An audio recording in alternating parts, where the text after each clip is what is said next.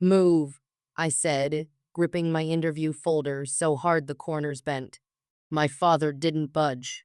He stood in front of the door in his pressed blue shirt, already dressed for my sister's birthday lunch. My car keys hanging off one finger like he'd earned them. Your sister's babysitter canceled, he said. You're watching the kids. My phone buzzed in my blazer pocket. Final panel interview. 9:30 a.m. I looked past him at the driveway. At the car I paid insurance on, but still had to ask permission to use. Dad, this is the final interview. If I get this job, everything changes. From the kitchen, my mother laughed without even looking up from her coffee. People like you don't get careers, Maya. You get responsibilities. Then my sister Sophie walked in, sunglasses pushed up on her head, toddler on her hip, and dropped a diaper bag at my feet. Lunch is prepaid, she said. Don't make this about you. Something in me went quiet right then. I was 29, wearing a second-hand blazer I'd steamed in the bathroom because the iron was broken.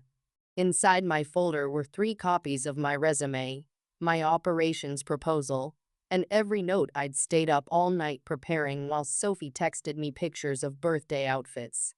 For years, I'd been the dependable one, picking up prescriptions, watching kids, canceling plans, covering shifts at my father's logistics office whenever someone quit, and still got called selfish for wanting a paycheck that didn't come with strings attached. I'm not babysitting today, I said. My mother finally looked up. Then who is? I stared at her. Their mother. Sophie gasped like I'd slapped her. Dad's face hardened. You can leave after your sister gets back. That was when I noticed his eyes drop to the company name printed on my folder. He recognized it. Not vaguely. His whole face changed for half a second before he looked away too fast. Why are you looking at that? I asked. He held out his hand. Give me the folder. No. The toddler started crying. Sophie shoved the diaper bag closer with her foot. I stepped over it. Dad reached for my arm, but I was already moving through the kitchen, past my mother's chair, into the garage. I left without my keys, walked 3 blocks in heels to the bus stop, and didn't answer when my phone started blowing up. As the bus pulled away, a voicemail came in from an unknown number. Caller ID showed the company. I hit play. Miss Ellis, the recruiter said carefully, we received a concerning call about you this morning. I listened to it 3 times on the sidewalk outside the building, people in suits moving past me, coffee cups in hand, badges clipped to their jackets, all of them looking like they belonged in the life I was trying to reach. The recruiter's voice stayed careful. We still expect you at the interview, but before the panel begins, we may need to clarify a personal reference concern. A personal reference. I hadn't given them my father's name. I checked my phone. 17 missed calls from my mother, 9 from Sophie, 1 text from Dad. Come home now. I deleted none of them. I just walked inside. The interview room had glass walls and 4 people waiting with copies of my resume. My mouth was dry, but when they asked about warehouse delays, vendor bottlenecks, and route inefficiencies, I answered from memory. Those problems were familiar. I'd spent years quietly fixing them in my father's office while he called it helping out. Then I presented my proposal. One panelist, a woman named Evelyn Hart, barely looked at the paper. She just watched me, calm and unreadable. After the interview, as the others shook my hand and left, Evelyn stayed behind. Miss Ellis, she said, are you related to Richard Ellis? My stomach dropped. He's my father. She nodded once, like that confirmed something she already suspected. You should know, she said.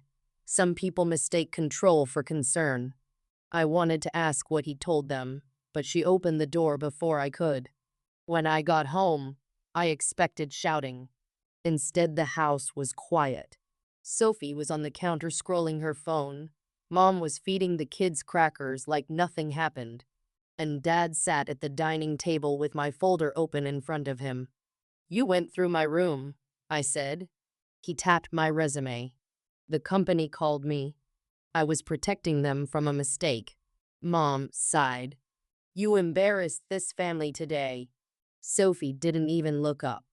My birthday lunch was ruined because the kids cried the whole time. I looked at my father. "What did you tell them?" He leaned back. "The truth." He didn't say what that truth was. Then he laid out the choice he'd probably planned before I ever left. "Apologize to your sister. Drop this career nonsense. Work for me full-time where I can keep an eye on you, or pack your things by the weekend." For the first time, I didn't argue. I went upstairs, pulled a suitcase from the closet, and packed only what I could carry. My mother stood in the doorway, arms crossed. "You'll be back," she said. I zipped the suitcase. "No, I won't." That night, I slept on my friend Lena's couch, blazer folded under my head, phone on the floor beside me. At 6:12 the next morning, it lit up. An email from the company. I braced for the rejection my father had tried to arrange. Instead, the first line read, "Offer of employment." I accepted before anyone in my family knew I'd even survived the interview. For the first month, I slept on Lena's couch, took 2 buses to work, and kept my clothes in a borrowed laundry basket by her bookshelf. I didn't tell my parents where I was staying. I didn't tell Sophie my schedule. I didn't hand anyone a spare key to my new life. The job was hard, but hard felt different when it paid me, respected me, and ended at 5:30. My manager handed me routing problems, and I solved them. A warehouse supervisor pushed back on a new tracking system, so I stayed late, mapped it out, and fixed the rollout. Every crisis felt strangely familiar, except now nobody called me difficult for having an answer. 6 months later, I saw my family again at my cousin Rachel's wedding. I showed up quietly in a navy dress I'd bought with my own paycheck. Nobody had to approve it. Nobody had to lend it to me and remind me forever. Sophie spotted me near the seating chart. "Well, look at you," she said, loud enough for 3 ants to turn. "Is your little office job still letting you pretend you're important?" Mom appeared beside her almost instantly, smiling with her teeth. "Maya abandoned her nieces over a job," she told Aunt Carol. "But I suppose some people learn priorities the hard way." Dad joined last, calm and wounded like he'd rehearsed it. "She left because she couldn't handle basic family expectations. We tried to help her. She chose pride." The table went quiet in that familiar way, everyone waiting to see if I'd shrink. Then a man near the bar turned around. "Maya Ellis? You're the one from Hartwell Logistics, right?" Dad's smile stiffened. The man walked over, drink in hand. "I saw your name on that distribution center redesign. Saved them a couple million in regional losses." My aunt blinked. Sophie stopped smiling. "It was a team project," I said. "Still," he said, "impressive work." Dad's hand closed around my elbow a minute later in the hallway. "Stop using the Ellis name professionally," he said under his breath. I looked down at his hand until he let go. "You don't get to claim it at weddings and ban it at work," I said. His face didn't go angry first. It went afraid. "You're creating confusion with my business reputation." That sentence told me more than he meant it to. A week later, Evelyn confirmed it in her office. "Your father worked with people here years ago," she said. "Not everyone remembers him fondly. When contracts failed, blame had a habit of landing on whoever had the least power. So that was why he panicked. Not because I'd embarrassed him, but because I'd walked into the same industry where he'd spent years controlling the story. I didn't expose him. Instead, I did something quieter, changed my professional name to Maya Ellis Hartman, using my grandmother's maiden name. and kept moving up until the old family noise turned into background static. Years later, after I made director of integration, Evelyn walked into my office with a transition file from a failing logistics firm we'd just acquired. "You need to read the employee list before anyone else does," she said. I opened it with her still standing there.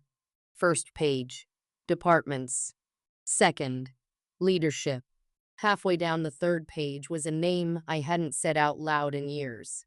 Richard Ellis, Senior Operations Manager. Not owner. Not consultant. Not the untouchable man who used to sit at the head of our dining table deciding what parts of my life were allowed to matter. Employee. "Our acquisition absorbed his company?" I asked. "The company he worked for," she said. "Not owned. Worked for." That detail landed harder than I expected.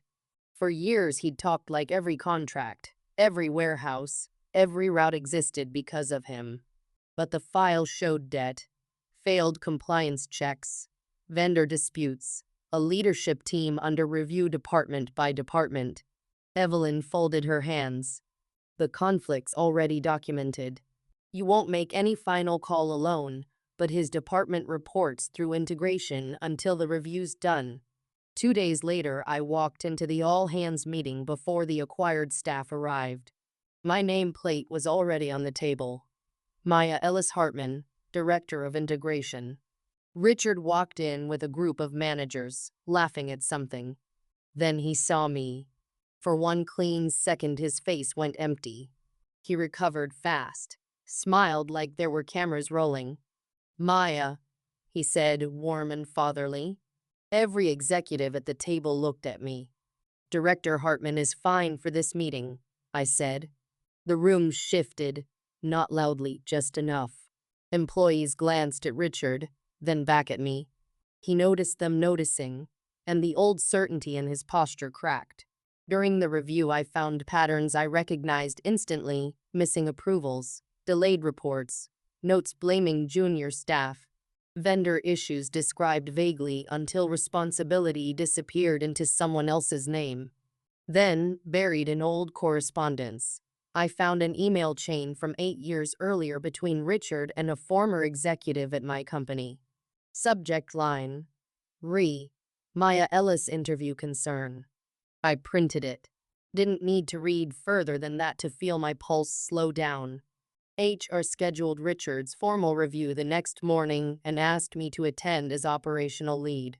Outside the conference room, he stepped close enough that no one else could hear. "Family matters should stay buried," he whispered. I looked at him, folder against my side, and walked past him into the room. Before he could even sit, the HR director closed the door. "Mr. Ellis, this meeting is no longer just about the acquisition." She opened her own folder first, not mine. This had been building long before I ever showed up with my printed email. "We are going to review several documents with you today. Some relate to the acquisition. Some relate to prior contact you had with this company." Richard laughed shortly. "Prior contact? I've worked with half this industry." Evelyn sat beside me, silent, watching him the same way she'd watched me 8 years earlier. The HR director slid over a call log dated the morning of my final interview. Then the email. Richard's face changed before he even finished the subject line. "That was a family issue," he said. "It was a hiring interference issue," the HR director said. The email was worse than I'd imagined. He'd contacted a former colleague before I'd even reached the building, writing that I was unstable under pressure, resentful of family duties, irresponsible with children, likely to abandon commitments. He called himself a concerned father protecting the company from a mistake. I sat still while the words turned an old memory into evidence. The voicemail, Evelyn's question, my father at the table with my folder open, my mother saying people like me didn't get careers. Sophie dropping that diaper bag like my future was something to step over. It had never just been about babysitting. He'd tried to poison the door before I even reached it. I told them what I believed at the time, Richard said, pointing at the page. Evelyn finally spoke. You told us a story we'd heard from you before. Years earlier, when projects failed under your supervision, blame always landed on junior employees, people with less authority than you. That's why I didn't reject Maya. I asked harder questions. I watched how she handled pressure. Your call told me far more about you than it did about her. The HR director moved to the acquisition records, missing vendor approvals, delayed compliance reports, notes edited after problems surfaced, the same language about unreliable staff and communication failures attached to different people every time. Same pattern. The legal rep at the end of the table spoke calmly. We're not making dramatic claims here, but we have documented misconduct, misrepresentation during integration, and financial negligence serious enough to terminate for cause. Several vendor discrepancies are being referred for outside review. For the first time in my life, my father had no room left to control the story, so he reached for the only thing he had left. He looked at me. You're really going to sit there? After everything I did for you, I raised you. I slid the voicemail transcript across the table. My voice didn't shake. You stopped being my father in every room where you used that title to trap me. Nobody spoke. He looked down at the transcript, then away. By the end of the day, his badge was disabled. Nobody dragged him out. Nobody shouted. He packed the framed certificates from his temporary office into a cardboard box while employees pretended not to watch. That was somehow worse for him. He'd built his whole life on being feared at the head of a table. And now he was just a terminated manager carrying his own box. My mother called that night. You need to fix this, she said, her voice sharp but thinner than I remembered. Your father has no severance, no reference. Do you understand what this does to us? Yes, I said. I do. Then I hung up. Sophie called 12 minutes later. Maya, please. Dad was helping with the mortgage, and childcare's impossible right now. Can't you make this go away quietly? I looked across my apartment at the blazer hanging on my chair, the new one, the one I'd bought myself after the promotion. No, I said. Asked the kid's mother. Then I ended that call too. The fallout moved through the family faster than any apology ever had. Relatives who'd watched them shame me at Rachel's wedding sent careful messages, some claiming they'd always known I was capable, some asking what really happened, some saying nothing at all because silence was easier than admitting they'd helped keep me small. Richard lost his job, his reputation, and the kind of authority that only works when people are too afraid to question it. My mother lost the power to speak for the family without anyone talking back. Sophie lost the safety net that let her treat my life like spare time. And I stayed Director Hartman.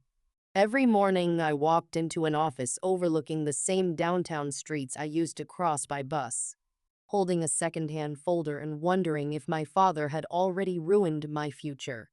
He hadn't. He'd only shown me exactly why I needed one without him. 8 years after my father blocked the door to stop my future, he sat on the other side of my desk and found out I'd become the door myself.